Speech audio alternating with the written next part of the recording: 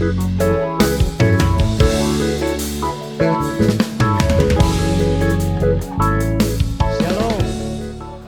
Shalom jemaat Tuhan yang diberkati Tuhan dengan luar biasa. Haleluya, saya percaya bahwa pada pagi hari ini ada kemenangan besar yang terjadi di gereja Tuhan pada pagi hari ini. Haleluya. Seberapa banyak yang setuju dengan saya bahwa Tuhan kita dahsyat, Tuhan kita baik, Tuhan kita luar biasa. Boleh lambaikan tangannya dan berikan kemuliaan yang paling dahsyat kepada Tuhan. Haleluya, mari kita memuji Tuhan. Berkat-Mu tercurah. Dengan satu hati kami mengundang Kau Tuhan hadir di tempat ini.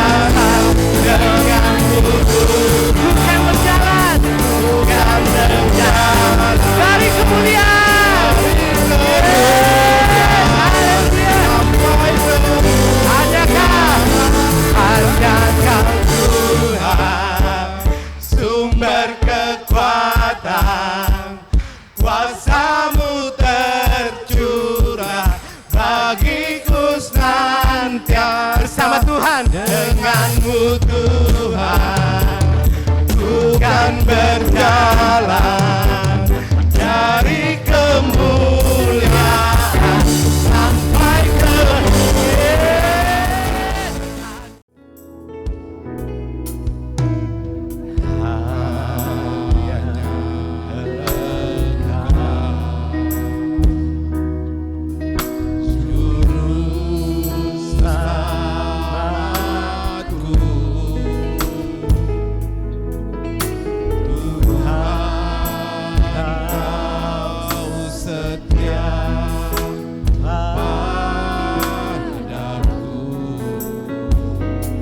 yakini pertolongan-Mu Tuhan.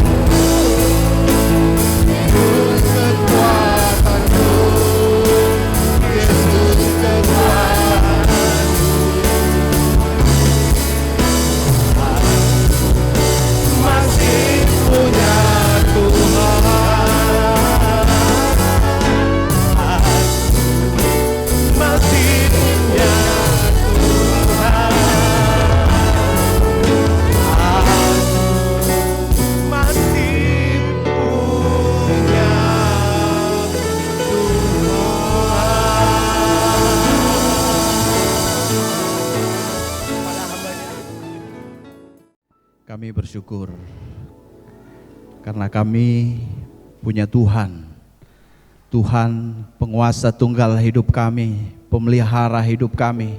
Kalau kami boleh ada sampai hari ini, semua karena berkat kemurahan Tuhan. Layaklah Engkau disembah, ditinggikan, diagungkan dan dimuliakan. Dan biarlah hati kami terus rindu menikmati persekutuan yang indah dengan Tuhan. Sebentar kami akan merenungkan firman Tuhan. Berkatilah pemberitaan firman.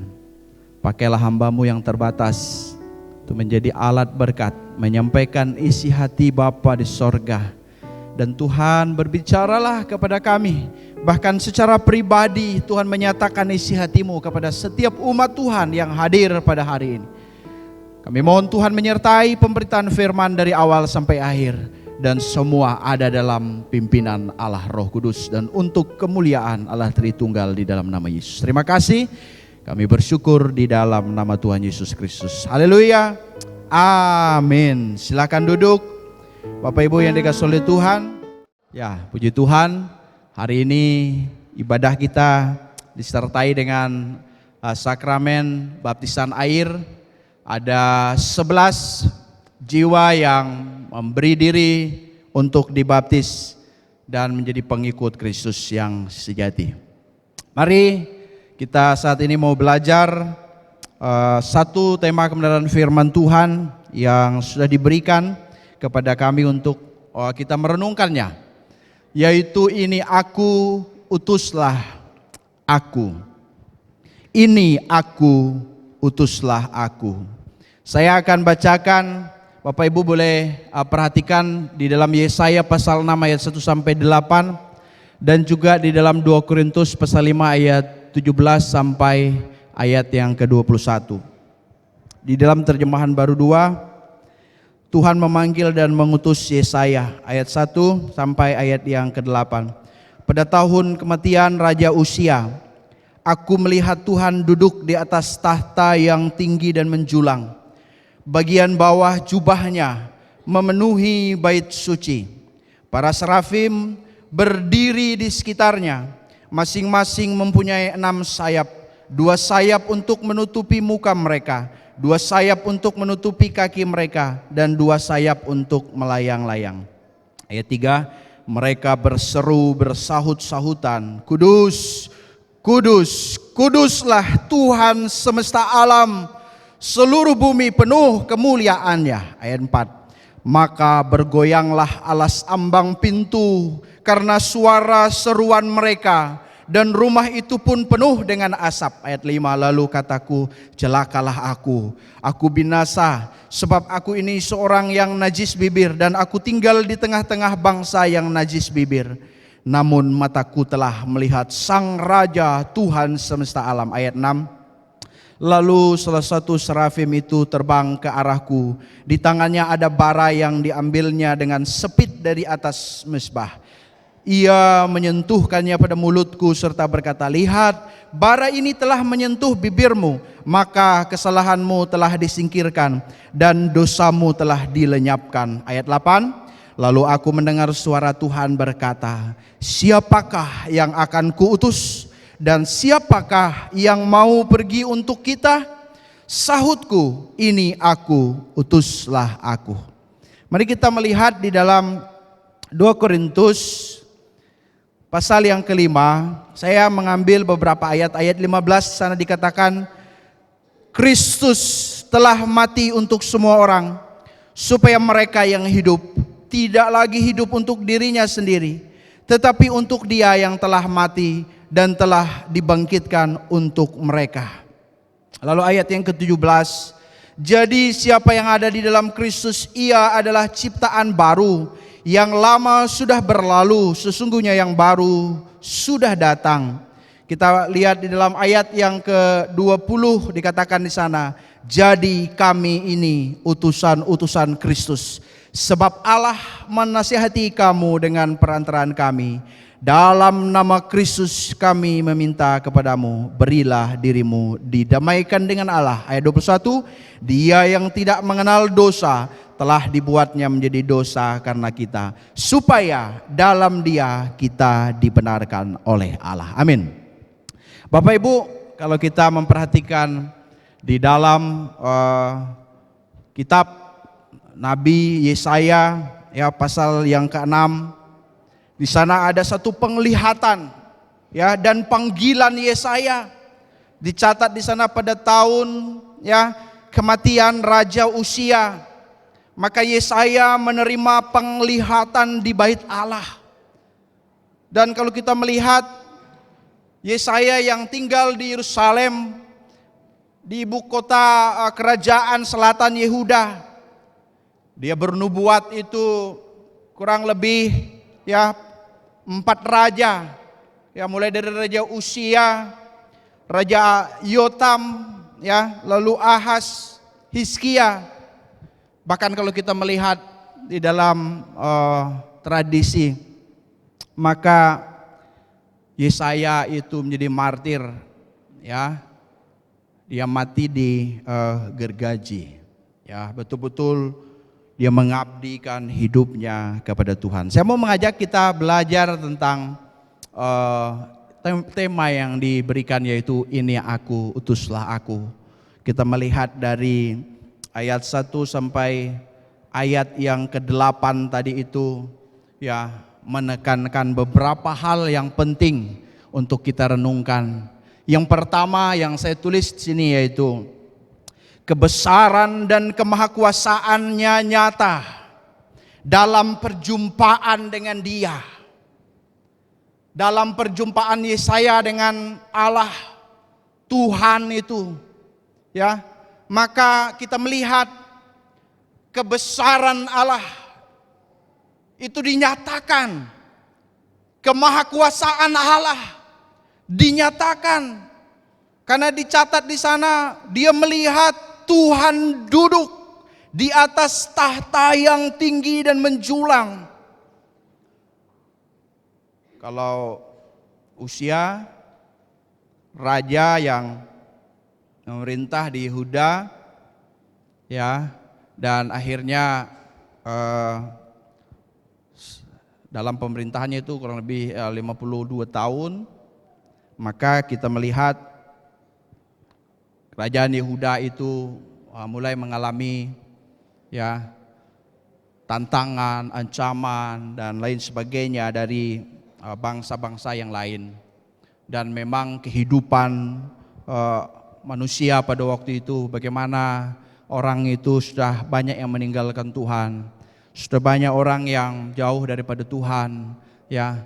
Tetapi dicatat di dalam ayat 1 itu, ketika kematian Raja Usia itu, maka ada satu yang dilihat oleh Yesaya, seorang raja, yaitu Tuhan semesta alam, ya, Tuhan semesta alam. Dia sang raja, dia yang agung, yang mulia, kebesarannya nyata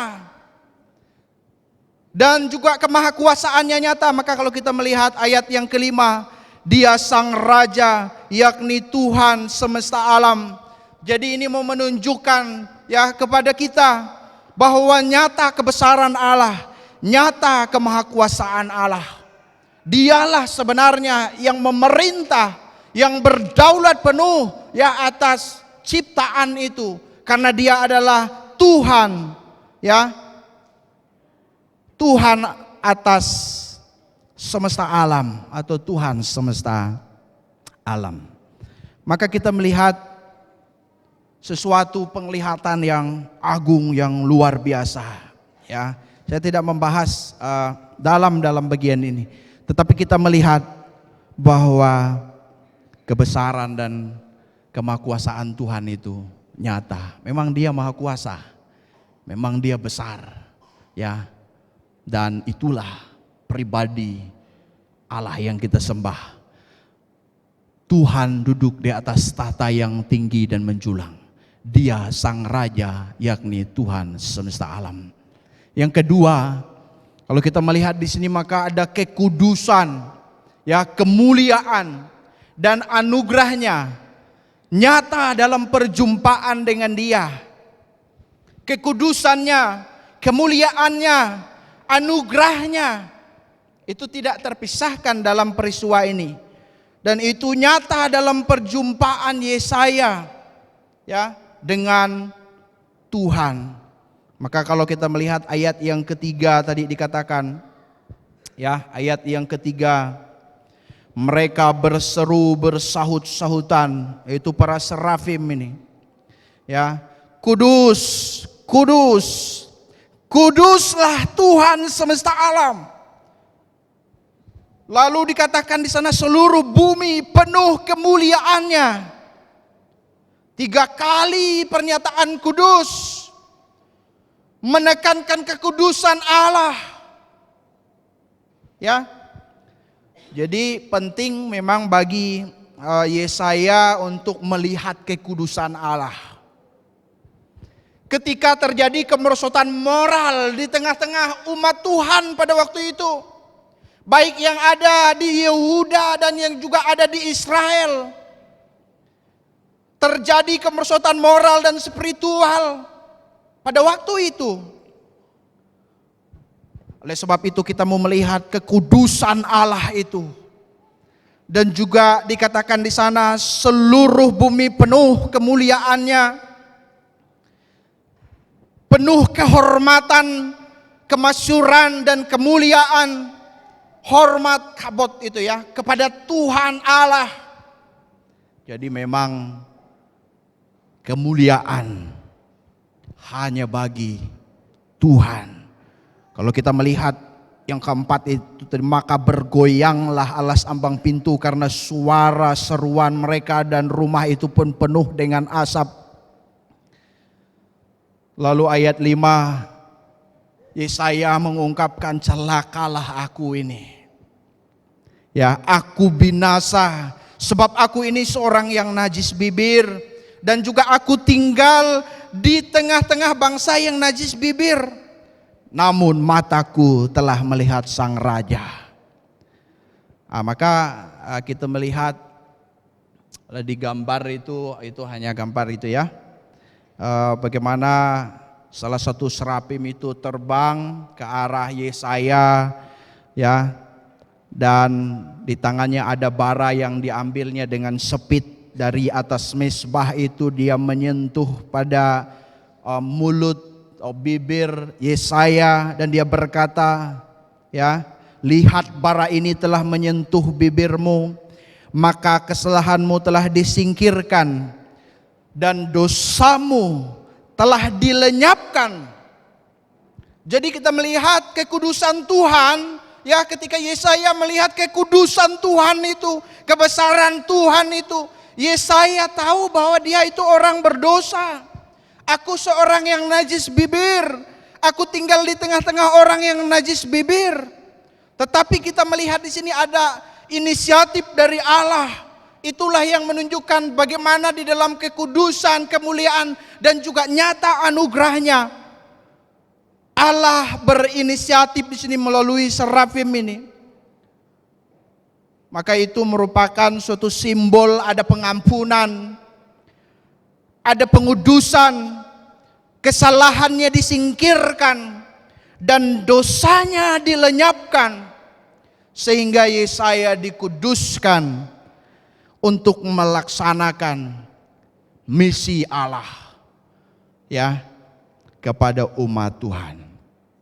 Kalau kita bandingkan dengan Raja Uzia, memang Raja Uzia cukup berhasil dan luar biasa berhasil di dalam kepemimpinannya, bagaimana dia memperkuat Yerusalem ya, sehingga membangun tembok-temboknya, tentara-tentara, pasukan-pasukan yang dipersiapkan semikian rupa, dan juga ya terjadi ya keamanan pada waktu ya kepemimpinan Raja Uzia itu.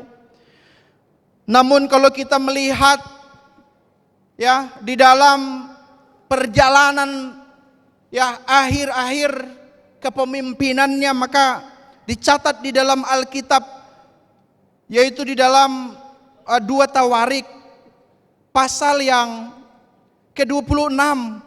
Di sana mengkisahkan tentang Raja Uzia, ayat yang ke-16, setelah ia menjadi kuat, ia menjadi tinggi hati.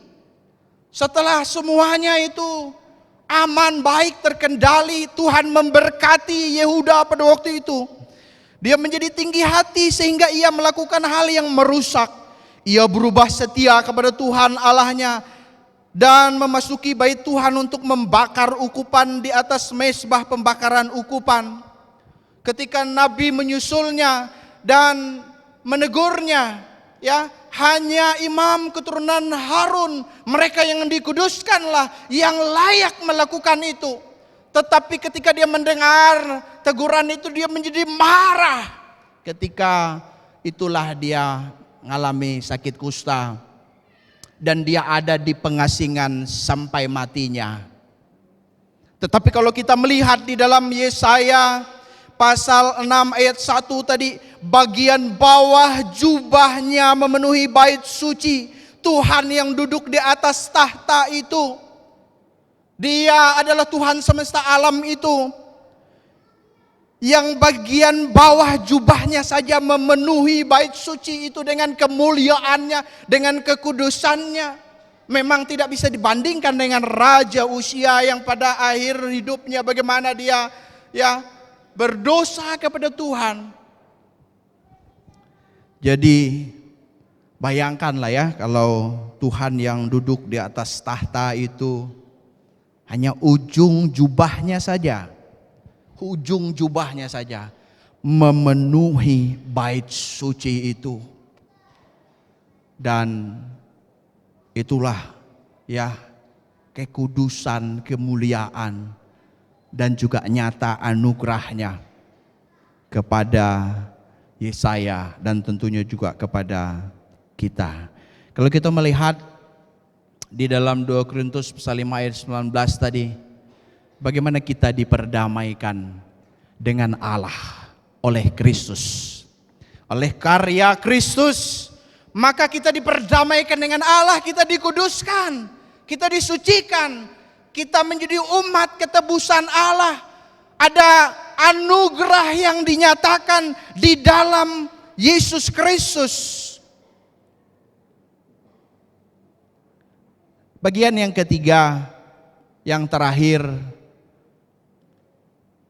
panggilan Allah, panggilannya nyata dalam perjumpaan dengan Dia. Kalau kita baca ayat 1 sampai ayat yang ke-7 itu, Tuhan belum berbicara di sana. Ya, Dia di dalam kemuliaannya, kemahakuasaannya, di dalam kekudusannya, dalam penglihatan itu. Tetapi setelah itu, maka Tuhan berbicara. Tuhan berbicara. Lalu aku mendengar suara Tuhan berkata, siapakah yang akan kuutus? Dan siapakah yang mau pergi untuk kita? Tanda tanya, kita juga huruf besar di sana ya. Sahutku, ini aku. Kata Yesaya, utuslah aku. Jadi panggilan Tuhan itu nyata dalam perjumpaan dengan Dia. Tentunya punya pengalaman pribadi masing-masing orang mengalami perjumpaan dengan Tuhan, yang akhirnya mereka mengambil keputusan untuk dibaptis ya saat ini ya. Bagaimana ada 11 jiwa baru yang mengalami perjumpaan dengan Yesus ya, mengalami perjumpaan dengan Tuhan, sehingga mengambil keputusan untuk dibaptis sebagai sebuah ketaatan kepada perintah Tuhan dan mau ya menjadi pengikut Tuhan. Oleh sebab itulah ada panggilan Allah nyata dalam perjumpaan kita dengan Tuhan, dan setiap kita yang sudah mengalami perjumpaan dengan Yesus tentunya, yang sudah percaya kepada Yesus Kristus, tentunya ada panggilan Allah, bukan hanya kepada Yesaya saja, bukan hanya kepada Rasul Paulus dan rekan-rekannya saja, tetapi kepada semua orang yang percaya. Inilah respon yang diungkapkan ya, yaitu ini aku, utuslah aku. Ini merupakan respon Yesaya atas panggilan Tuhan. Dia mau diutus, dia mau pergi untuk Tuhan. Jadi dia melihat kebesaran Allah itu. Dia melihat Sang Raja, Tuhan semesta alam yang duduk di atas tahta itu. Dia melihat betapa kudusnya Allah itu, sehingga dia melihat bahwa dia berdosa. Tetapi nyata anugerah Allah dalam perjumpaannya dengan Allah, sehingga dia dikuduskan, dia dipanggil, dan dia meresponinya dan berkata, ini aku, utuslah aku. Coba kita lihat di dalam pembacaan tadi ya, 2 Korintus pasal 5 ayat 15 itu. Orang percaya yang ada di dalam Kristus itu tidak lagi hidup untuk dirinya sendiri. Kita yang sudah ada di dalam Kristus, Rasul Paulus menegaskan di sana, orang percaya tidak lagi hidup untuk dirinya sendiri. Coba sama-sama katakan, tidak lagi hidup untuk dirinya sendiri. 2, 3. Tidak lagi hidup untuk dirinya sendiri. Jadi bagaimana? Tetapi untuk siapa? Untuk Kristus yang telah mati dan bangkit bagi kita. Dia mati untuk menebus dosa-dosa kita. Makanya kita sering bilang gini kan, Pak, kalau saya ada itu semua karena anugerah Tuhan. Betul ya? Tetapi kalau kita melayani Tuhan juga itu adalah anugerah Tuhan. Kalau kita dipanggil oleh Tuhan sehingga kita bisa mengambil bagian di dalam pekerjaan Allah itu pun anugerah Tuhan. Karena kalau kita hidup pun, kalau kita ada itu karena anugerah Tuhan. Terlebih kita mau berkata, kalau kita bisa melayani itu pun satu anugerah yang luar biasa, amin. Oleh karena itu orang yang ada di dalam Kristus, dia tidak lagi hidup untuk dirinya sendiri, tetapi untuk Kristus yang telah mati, yang berkorban, yang menyerahkan nyawanya, yang telah bangkit bagi kita yang percaya kepadanya. Di dalam Yesaya 43 ayat 7, di sana saya menegaskan bahwa 2 Korintus 5 ayat 20, kami adalah utusan-utusan Kristus. Paulus berkata, kami adalah utusan-utusan Kristus. Kita yang percaya sudah diperdamaikan oleh karya Kristus, dan Allah mempercayakan pelayanan pendamaian itu kepada kami. Dan kami ini adalah utusan-utusan Kristus. Tetapi bukan hanya Paulus, tetapi orang-orang percaya dipanggil untuk menjadi saksi Kristus. Amin. Kita dipanggil untuk menjadi saksi Kristus, dan bisa ditegaskan bahwa kita adalah utusan-utusan Kristus. Coba lagi lihat kiri kanannya. Ternyata bapak itu bukan orang sembarangan begitu. Ternyata ibu bukan orang sembarangan. Kita adalah utusan-utusan Kristus, amin. Kita adalah saksi-saksinya. Kita dipercayakan juga untuk membawa pelayanan pendamaian itu. Yesaya 43 ayat 7, kita diciptakan untuk kemuliaannya. Ada tujuannya. Bukan tidak ada tujuan, bukan begini pokoknya mengalir terserah sajalah, yang penting saya bisa hidup, ya syukurlah, bisa makan, bekerja, ya anak-anak bisa berhasil dan lain sebagainya. Oh, itu hanya berfokus kepada diri. Tetapi orang-orang yang diciptakan untuk kemuliaan Tuhan, maka dia akan lebih lagi, dia berkata bahwa Kristus sudah mati untuk aku, maka hidupku tidak lagi hidup untuk diri sendiri, tetapi untuk Kristus. Maka kita melihat Yesaya meresponi panggilan Allah. Dia menyerahkan diri sepenuhnya untuk melayani Allah yang besar, yang berkuasa, yang kudus, yang mulia, yang berlimpah anugerahnya. Sekalipun tidak mudah tugas yang diembannya, betapa sulit tugas yang dikerjakannya pada waktu itu. Tetapi saya berkata kepada Tuhan, ini aku, utuslah aku. Ketika Allah memanggil kita, ketika Allah juga menyampaikan pesan yang sama kepada kita umatnya, apa respon kita? Apakah kita mau berkata, Tuhan, aku mau dipakai oleh Tuhan? Tentunya Yesaya memang secara khusus dipanggil menjadi nabinya, tetapi semua orang percaya ya dipanggil untuk menjadi saksi-saksi Tuhan, membawa kabar baik di tengah dunia ini, menjadi terang dan garam di tengah dunia ini. Biarlah kita juga boleh meresponi panggilan Tuhan dan berkata, ini aku, utuslah aku, pakailah aku Tuhan, di keluargaku, di pekerjaanku, di relasiku, di mana saja aku berada. Sehingga aku membawa kabar baik, hidupku menjadi berkat bagi banyak orang. Saya tutup dengan pernyataan dari Floyd McClung, ya. Saya katakan di sana, gairah misi adalah pilihan yang sengaja, ya, intensional untuk hidup agar Kristus disembah di tengah bangsa-bangsa. Itu berhubungan dengan komitmen sampai mati demi menyebarkan kemuliaannya. Di dalam ini ada gairah, ada semangat untuk meresponi panggilan Allah. Sehingga kalau kita mau melihat semangat dalam bagian ini, ya, untuk agar Kristus disembah, yaitu ada komitmen sampai mati.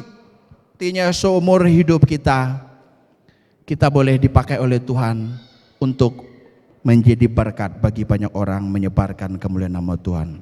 Tuhan memberkati kita semua.